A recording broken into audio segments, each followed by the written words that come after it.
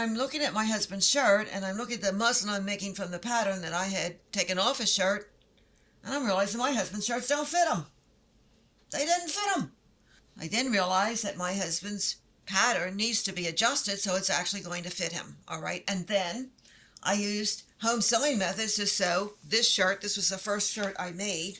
Turned out pretty well. It's all cut to match and everything, and it fits him. But it took me forever to sew it because I was using home sewing methods because I didn't know how the industry did it. So I make another shirt for my son. Here this is. Same thing. A lot of work. Turned out fine. Looked good.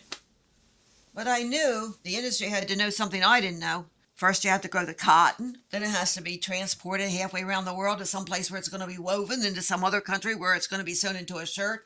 Then it has to be sent someplace else to the distributing center. Then it has to go into the store. And it's $20. Something is going on that I don't know. So I sat down and I began to figure out what on earth they were doing. And with my knowledge of how the industry drafts and sews, it wasn't too hard for me to figure out. And this is the result. Here it is. Copying a man's shirt. This book has those secrets that are used in the industry to produce shirts. Bingo. It went together like a breeze. I couldn't believe the difference. I had figured out how to put this placket in one operation, how to sew this cuff on across once. Here's where I figured out how to determine whether or not the biceps need to be widened or narrowed, because some men have very wide biceps. If you do custom work for men, you're going to have to be able to fit them through the biceps. And some men, they lift weights and they got some pretty big biceps, and the shirts in the stores don't fit them, so they have to have shirts custom made. Here again is where I'm sewing the placket on, up and back.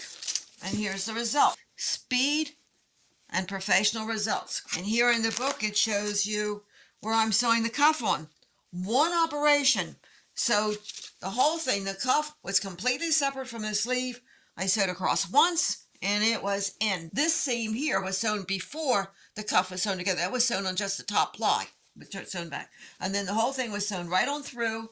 It's underneath and here. This row of stitching here and here is what's holding this cuff to the sleeve. Thanks for watching. That's the story about this particular book. Bye for now.